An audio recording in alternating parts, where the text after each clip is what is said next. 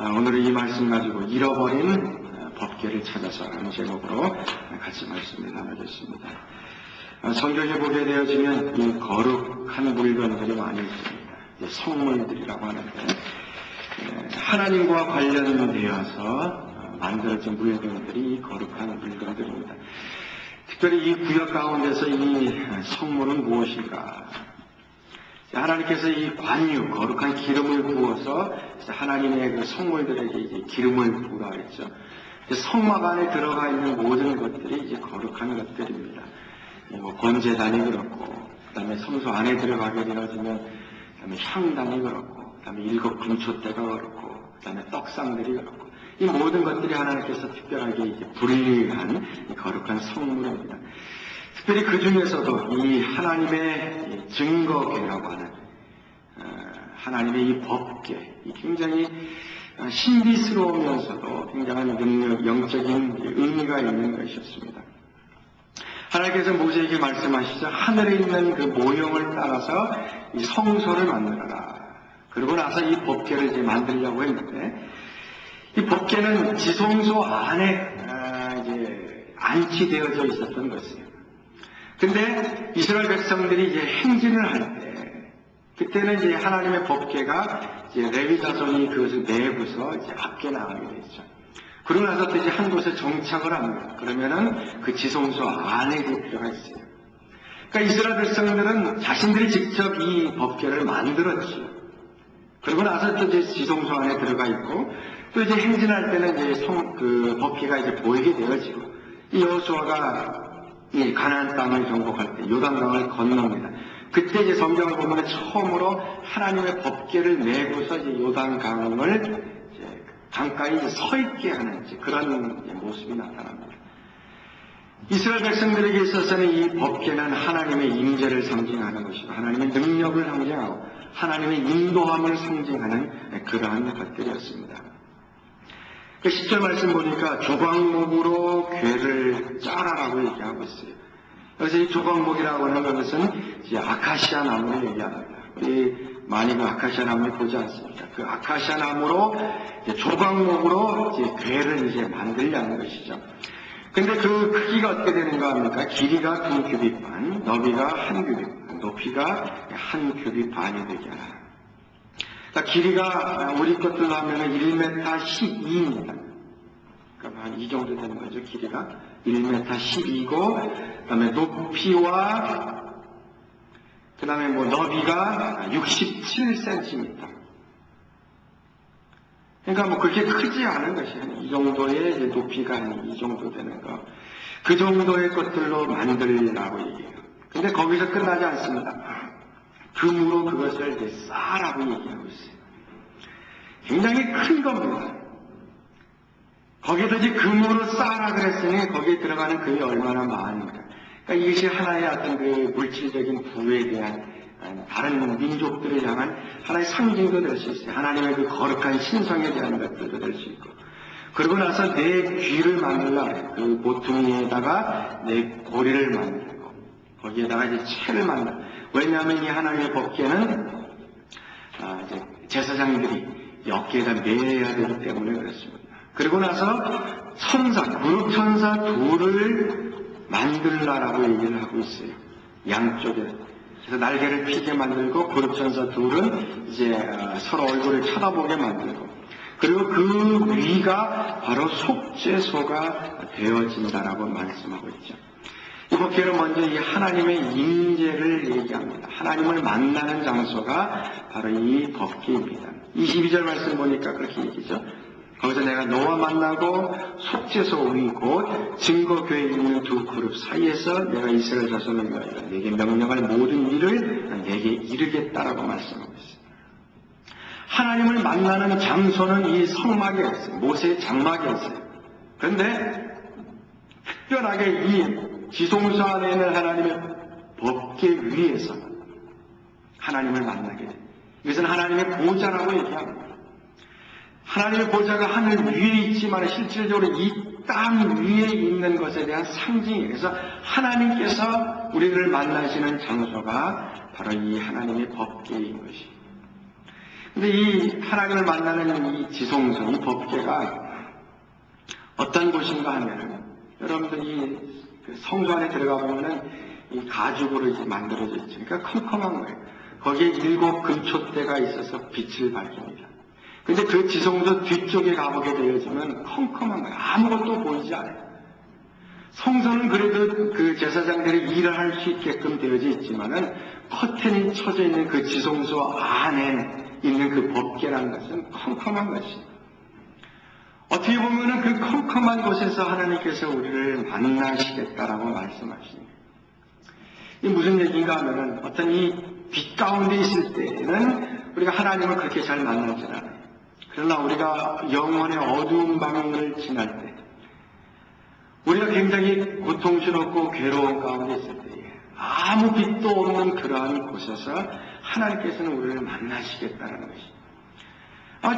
제 제사장이 그 지성소 안에 들어갔을 때 어떻게 행동했을까? 이 성경은 나오질 않아요. 컴컴하기 때문에 아무것도 보이지 않아요. 그러나 믿는 것은 무엇인가 하면 거기에 하나님의 법궤가 있다. 하나님의 보좌가 있다는 거예요. 그래서 그곳에서 내가 하나님을 만난다는 것이에요. 즉 우리 믿음이 거기에서 시험이 되는 거예요. 그러면 우리가 눈에 빛이 있어서 보이게 되어지만 저것이 존재한다라고 우리가 얘기할 수 있지만 빛이 없으면 아무것도 보이지 않아요. 지성소 안에 있는 하나님의 그 임재라는 것은 우리 믿음을 시험하는 거예요. 아무것도 안 보이고 하나님이 없는 것 같이 생각되어지는 그때에도 하나님은 그곳에서 계신다라는 것이죠. 그래서 하나님은 그곳에서 나를 만나시겠다는 것이죠. 두 번째로 이 하나님의 법궤는 자비의 보좌라고 얘기를 합니다. 자비의 보좌. 그 17절 말씀부터 보게 되어지면 17절 말씀, 순금으로 속죄소를 만들되 길이는 2규빗 반, 너비는 1규빗 반이 되게 하고 금으로 그릇 둘을 속죄소 두 끝에 쳐서 만들되 한 그룹은 이 끝에 또 한 그룹은 저 끝에 곧 속죄소 두 끝에 속죄소와 한 덩어리로 연결하며 그릇들은 그 날개를 높이 펴서 그 날개로 속죄소를 덮으며 그 얼굴을 서로 대하여 속죄소를 향하게 하라. 반복되는 단어가 있습니다. 그래서 속죄소라는 것이고 이 그룹이라는 것이에요. 이 하나님의 법궤는 그냥 법궤 하나만으로 있는 것이 아니에요. 그래서 금으로 싼 것이 아니라 그 위에 어떤 그 형상이 있어요. 그것이 무엇인가 하면은 이 그룹 천사를 둘을 만들라는 것이에요. 그룹 천사를 둘을 만들 때 크기가 똑같죠. 2규빗 반, 그 다음에 1규빗 반이 돼요. 그 법궤 크기하고 똑같아요. 그래서 하나는 이쪽에, 하나는 이쪽에. 그래서 날개를 펴서 만들라고, 그 다음에 서로의 얼굴을 마주보게 만들라고. 그러니까 날개가 이렇게 쳐져 있으니까 그 밑에 법궤가 있으니까 그것이 꼭 의자처럼 보이는 것이. 상상이 가죠? 그림을 한번 그려보세요. 그룹 천사 둘이 날개를 쫙 핍니다. 그리고 그 밑에는 금으로 되어지는 것. 그것을 가리켜서 속죄소라고 얘기를 하고 있어요. 옛날 번역에는 시은좌라고 얘기를 하는데 영어로는 mercy seat이죠. 하나님의 자비의 보좌가 바로 그것이라는 거예요. 영이신 하나님께서는 보이지 않지만 그 법궤 위에 이 그룹 천사 둘이 서로 있는 그 자리에 앉아 계신다는 거예요. 근데 그 자리는 우리에게 자비를 베풀어 주시는 그러한 자리라는 것이. 왜 그렇습니까?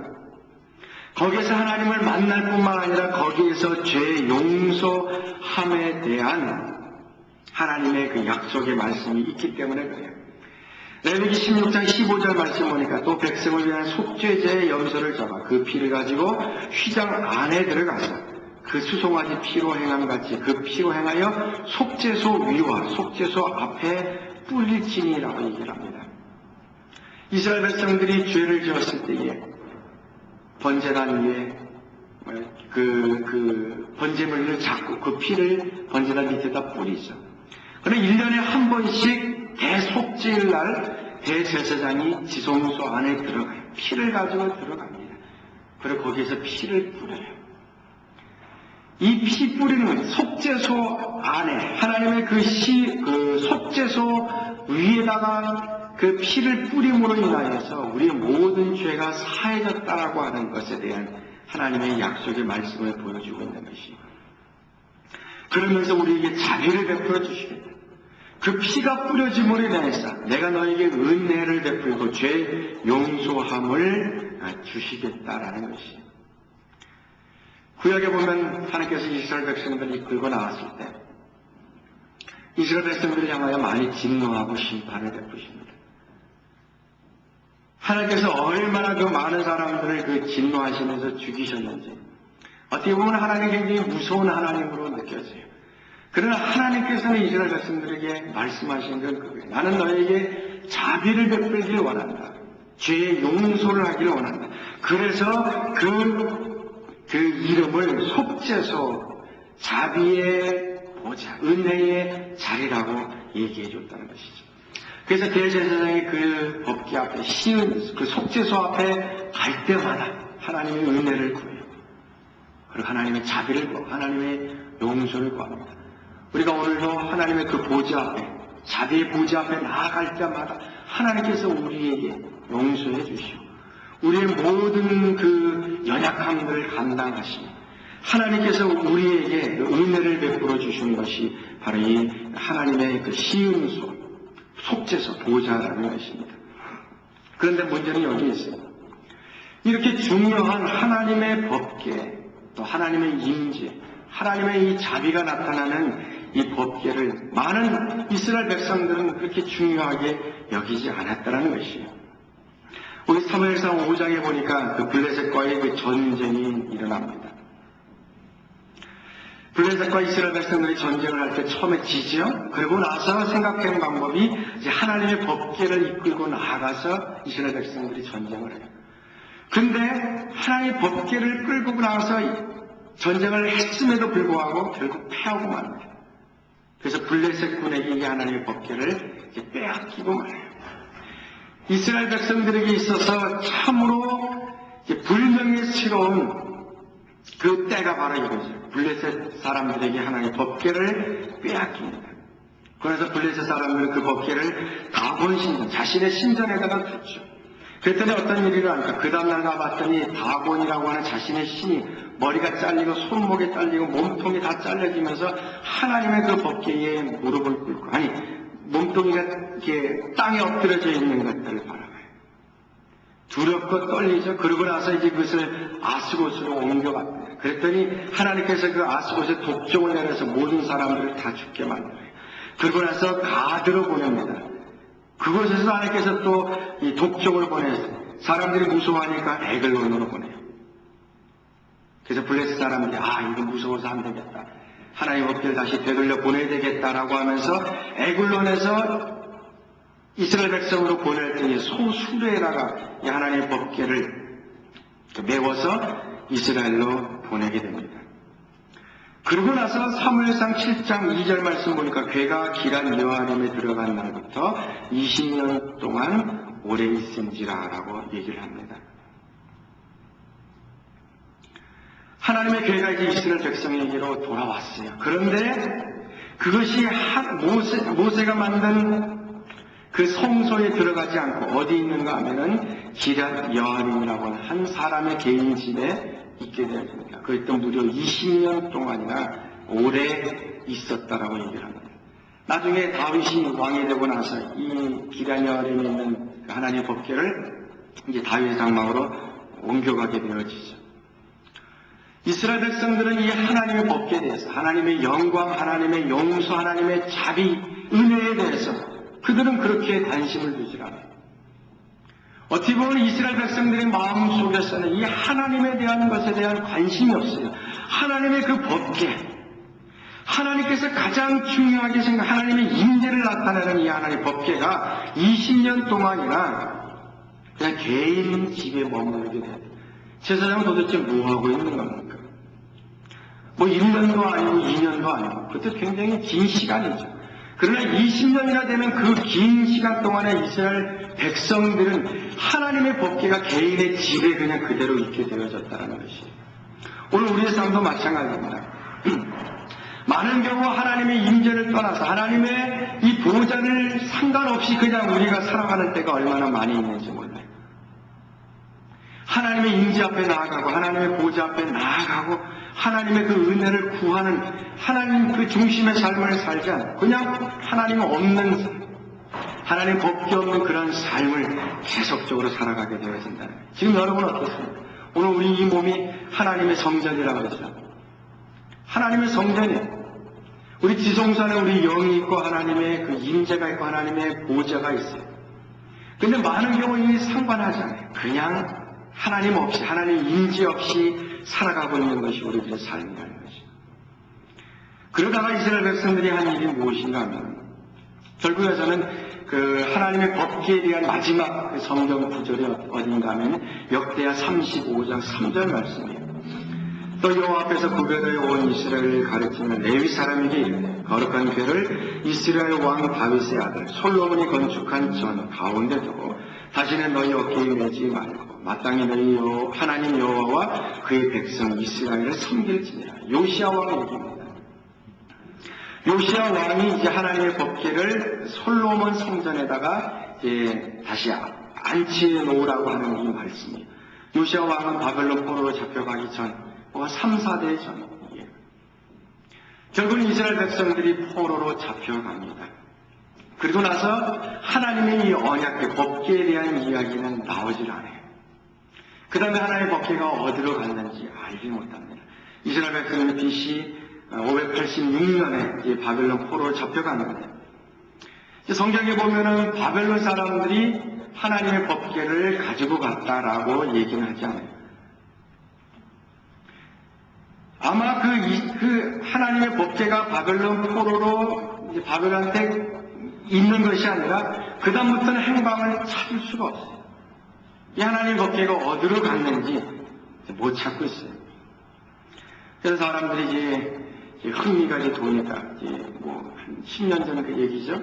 그 인디아나 존스 같은 영화가 만들어지면서 하나님의 그 잃어버린 법궤, 그다음에 예수님께서 성만찬을 행했을 때에 그 사용했던 그 잔들을 찾기 위하여서 그 이제 탐사하는 그 장면들이 나옵니다. 참 그 흥미로운 얘기예요. 하나님의 그 잃어버린 그 법궤. 586년서부터 이스라엘 백성들은 하나님의 법궤가 없이 지내왔어요. 바벨론 포로 이후에 이스라엘 백성들이 돌아오는 스룹바벨 성전을 짓죠. 그러면 그 스룹바벨 성전 안에도 하나님의 법궤는 없었어요. 그리고 나서 헤롯 성전이 지어지고 예수님께서 십자가에 달려 돌아가실 때 그 지성소와 성소를 가르는 그 휘장이 찢어졌다라고 얘기하는데 그 찢어진 가운데서도 하나님의 법궤는 그 가운데 없게 됐어요. 거의 한 600년가량 하나님의 법궤는 없어요. 그래서 지금 2000년이 지나오는 동안에 하나님의 법궤는 지금 어디가 있는지 알지 못하고 있어요. 어떤 사람들이 이 하나님의 법궤가 느보산에 있다라고 얘기를 합니다. 어떤 사람들은 이 사해 바닷가 어느 곳에 있다라고 얘기를 해요.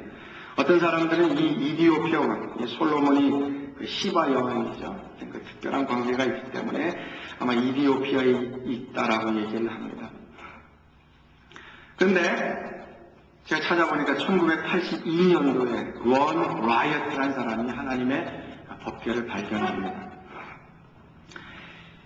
지금 이 하나님의 법궤에 대한 책들이 굉장히 많이 있어요. 도대체 어디에 있는가 하나님의 법궤에 대한 그 궁금점들이 많이 있어요. 그래서 아주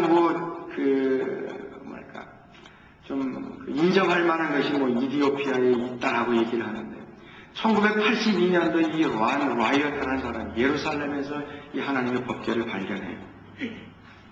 그러면 여러분 그렇게 얘기합니다. 82년이면 벌써 20년, 30년이 다 돼가는데 왜 그런 얘기들이 하나도 나오지 않고 있는가?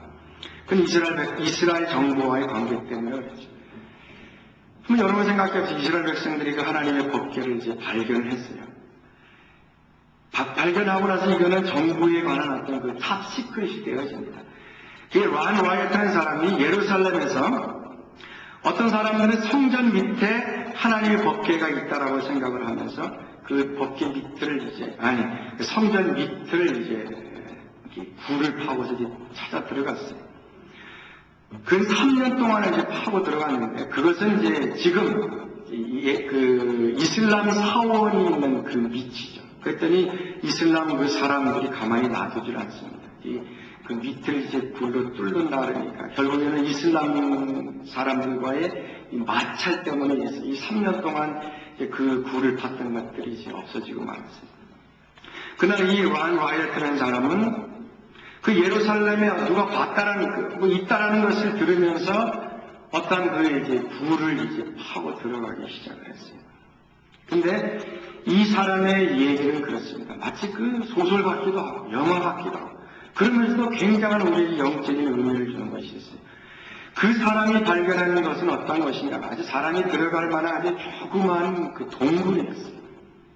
근데 그 동굴인데 들어가 봤더니 그 법궤가 있었고 그 다음에 그 성소 안에 있었던 그 7 금초대와 그 다음에 떡상과 그 분향단과 그 모든 그 거룩한 성물들이 그곳에 있었다라는 것이에요. 그런데 그 장소, 그 조그만 동굴이 어떤 곳인가 했더니 봤더니 결국 예수님께서 십자가 처형을 당하셨던 그 바로 위라는 것이에요. 그 사람 얘기는 그것이 20피트라는 거예요. 지금 우리 볼로만 6m 정도. 예수님께서 십자가에 달려 돌아 십자가가 그 세워졌던 그곳 바로 6m 밑에 이스라엘 백성들 아마 레위 지파겠죠. 레위 사람들이 동굴을 만들어서 거기에다가 모든 법규와 모든 그 성전의 제물들을 다 그려요. 제가 보기에는 하나님의 성령인 것 같아요. 하나님께서 그 레위 사람을 통해서 어디다 숨겨놔야 되는데 그 숨겨놓은 장소가 예수님께서 십자가에 못 박히시는 그 바로 밑에 6m 밑에다. 마태복음 27장 56절 말씀 보니까 예수님께서 그 십자가에 돌아가실 때 이에 성소 휘장이 위로부터 아래까지 찢어져 불이 되고 땅이 진동하며 바위가 터졌다라는 얘기예요. 예수님께서 십자가에 달리실 때에 피 흘리고 돌아가실 때에 땅이 진동하면서 바위가 터져요. 지진이 일어났다는 것이에요. 예수님께서 피를 흘리시죠. 손과 그다음에 발과 그다음에 창옆불에 있는 모든 피가 이제 예수님의 그 십자가 밑으로 다 흘러내려가요. 근데 그것이 그냥 땅이었으면 그 땅 위에 그냥 고여 있었을 텐데 지진이 나면서 예수님이 흘리셨던 모든 그 피가 그 땅 밑을 통해 가지고 흘러서 내려왔다는 것이. 그 밑에 무엇이 있는가 하면 6m 밑에 바로 하나님의 그 법궤 시은소가 있었다는 거예요. 이 란 와이어트가 발견한 것은 무엇인가 하면 예수님의 그 보혈이 십자가에서 흘린 그 보혈이 지진을 통해서 그 흘러서 그 땅을 흘려서 결국에 그 조그마한 그 동굴 속 그리고 하나님의 법궤가 있는 그 시은소 위에 예수님의 그 십자가가 떨어졌다라는 얘기예요. 이 참 놀라운 얘기 아닙니까? 1년에 한 번 대제사장이 성소와 지성소 안에 들어가서 그 시은소에 그 피를 뿌리는 그 예표가 실질적으로 예수님께서 십자가에 달리시는 그 순간 예수님의 그 모든 피가 그 바위 그 쪼개진 틈을 통해서 예수님 그 이스라엘 백성의 그 법궤가 있는 그 시은소 속죄소 그 위에 예수님의 그 피가 뿌려졌다는 실질적으로 뿌려졌다는 거예요. 영적으로는 예수님께서 부활하신 후에 하나님의 그 성전에 들어가서 예수님의 그 피를 뿌리면서 우리 모든 죄가 다 속죄함 받은 것이죠. 그러나 실질적으로 하나님께서 이거를 예비해 놓으셨어요. 과거에 제 대제사장이 피를 뿌림으로 죄가 용서되어지는 것이 예수님께서 피를 흘리셨던 것이 완성되어지면서 그 법궤 위에 피가 정말로 뿌려졌다는 거예요.